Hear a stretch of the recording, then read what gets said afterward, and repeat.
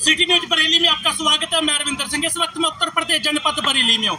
बरेली में लगभग आज तीसरा दिन है जो शिक्षकों का जो है ऑनलाइन हाजिरी को लेकर। यदि उत्तर प्रदेश बरेली की बात करें, बरेली में लगातार आज तीसरा दिन है और जो कि काफी नेताओं ने समर्थन भी दिया है शिक्षक को, जैसे अखिलेश यादव, चंद्रशेखर आजाद और तमाम लोग हैं जिन्होंने शिक्षकों को समर्थन दिया। जाने की जो है गठबंधन है उनने पूरा शिक्षकों को समर्थन दिया है कि ये ऑनलाइन हाजिरी उसको बंद किया जाए। अब आइए हमको जानकारी देते हैं। क्या नाम है आपका और इस विषय में विरोध कर रहे हैं? भानु प्रताप सिंह हूँ मैं और जिलाध्यक्ष यूनाइटेड टीचर एसोसिएशन इकाई जिला बरेली से हूँ।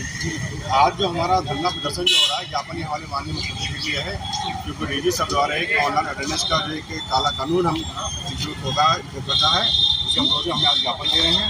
ये कानून ऐसा है जो हमारी व्यक्तिगत परिस्थितियों को ध्यान में न रखते हुए अपने हिसाब से हम लोग मोड़ना चाह रहे हैं। जो शिक्षक का कार्य शिक्षण करने का है उसे गुमराह कर रहे हैं।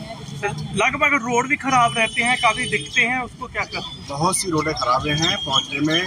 व्यक्ति क्या कोई भी संचालक व्यक्ति नहीं जो प्रतिदिन एक समय पर विद्यालय पर पहुंच जाए और ऐसा नहीं कि समस्याओं का सामना करना ना पड़े। विभिन्न प्रकार की समस्याएं हैं जिनका निस्तारण हमारे हाथ में नहीं है। प्राकृतिक आपदाएं तो किसी का बस में है ही नहीं। जी मैं क्या कहूँगी?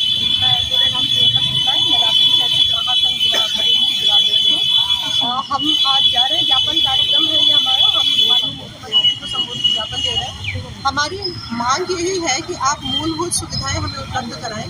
हम तैयार हैं ऑनलाइन अटेंडेंस देने के लिए। शिक्षक पीछे नहीं है। शिक्षक पे ये आरोप ना लगाया जाए कि शिक्षक ऑनलाइन अटेंडेंस नहीं देना चाह रहे। हम कॉर्पोरेट आज तक करते आए हैं, आगे भी करेंगे, निरंतर करेंगे। लेकिन आप मूलभूत सुविधाएं जो है, जो हमारी मांगे हैं, मांग पत्र में हमने लिखा है, बार बार हम उसे मेंशन कर रहे हैं। पिछले साल से जब से डिजिटाइजेशन लागू करने की बात हुई है तब से हम मूलभूत सुविधाएं उपलब्ध कराने की बात कर रहे हैं, लेकिन आप नज़रअंदाज करके हमें वो फरमान जारी कर रहे हैं कि नहीं आपको लागू करना है। आज भी बहुत सारी ऐसे जनपदों में ऐसा हुआ है कि अधिकारियों पे प्रेशर डाल के, शिक्षकों पे और दबाव डाल के ऑनलाइन अटेंडेंस उपस्थिति दी जा रही है, मांगी जा रही है। ये कब तक प्रदर्शन चला गया?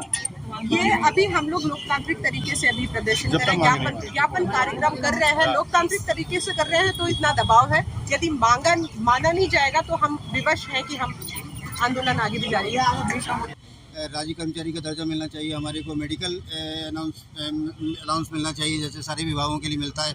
मेडिक्लेम मिलना चाहिए, फैसिलिटी मिलनी चाहिए और हमारे जो हेड टीचर्स पद पर जो काम कर रहे हैं उनको पदोन्नति मिलनी चाहिए। हमारे जो तमाम सारी डिमांड हैं उनको सरकार पूरा करे और जो दूर दराज के जो रास्ते हैं ब्लॉकों के, उन पर पहुंचने की जो दिक्कतें हैं व्यवहारिक रूप में हमारे शिक्षकों की, उनको कंसीडर करना चाहिए कि ऐसे दुर्गम रास्तों पर जहाँ नदियाँ भी पार करनी है और जो है उबड़ खाबड़ रास्ते भी पार करने हैं, कीचड़ भी पार करनी है, ऐसे में हमारे टीचर कैसे पहुँच रहे हैं। रेलवे क्रॉसिंग भी पार करनी है, कोई इंसिडेंट है, कैजुअल्टी है, इमरजेंसी है, उसमें तो थोड़ा बहुत लेट हो भी सकता है।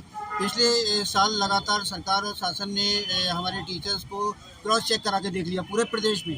कहीं भी 10% से ज़्यादा पूरे साल में 10% टीचर मुश्किल से एब्सेंट मिला होगा।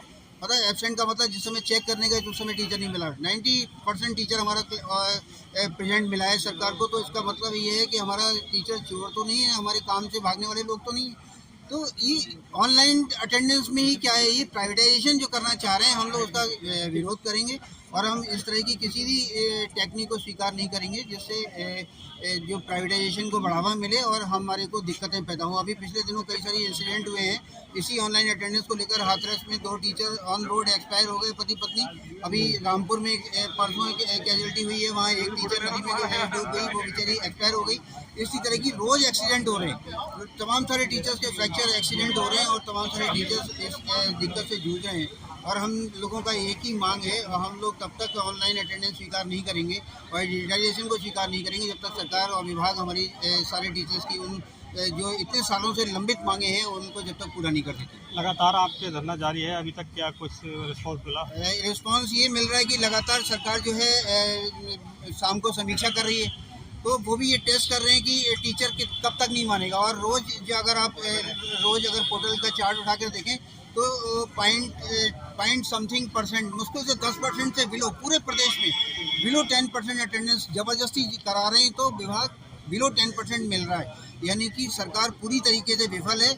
अभी तक हमारे टीचर्स पूरी तरीके से इस आंदोलन को सफल बनाए हुए हैं और हम लोग मजबूती से बनाए रखेंगे। आपको हम ऑनलाइन आपको लगता है कि आपकी मांगे सरकार मांगेगी? बिल्कुल निश्चित रूप से मांगनी पड़ेंगी, क्योंकि हम सब एकजुट होकर एकजुटता के साथ हम इस बात को रखे हुए हैं कि हमारी पहले आप हमारी सारी डिमांड पूरी कर दीजिए, हमारी जो व्यवहारिक दिक्कतें हैं उनको पूरा कर दीजिए। हमारे अगर आप उन व्यवहारिक दिक्कतों को दूर कर देंगे तो हम इसलिए स्वीकार कर लेंगे, लेकिन जब तक आप शिक्षकों को कोई सुविधा नहीं दे रहे, उनकी जो व्यवहारिक दिक्कतें हैं उन्हें दूर नहीं कर रहे, और आप ऊपर से ये जो टेक्निकल जो प्रोसेस है उसे थोपने की कोशिश कर रहे हैं। जो दूर दराज के ब्लॉक हैं जहाँ नेटवर्क नहीं पहुँचता, नेट चलता ही नहीं है, मोबाइल चलता ही नहीं है, वहाँ आप ज़बरदस्ती उनकी अटेंडेंस उनको एब्सेंट करके उन पर कार्रवाई कर देंगे वहाँ बैठे बैठे। तो इसका हम लोग विरोध करेंगे और तब तक विरोध करेंगे जब तक सरकार इसको विड्रॉ नहीं करती। ये धरना कब तक जारी रहेगा? ये अनवरत जारी रहेगा जब तक सरकार इस पर कोई डिसीजन नहीं लेती, कोई एक्शन नहीं लेती। ठीक।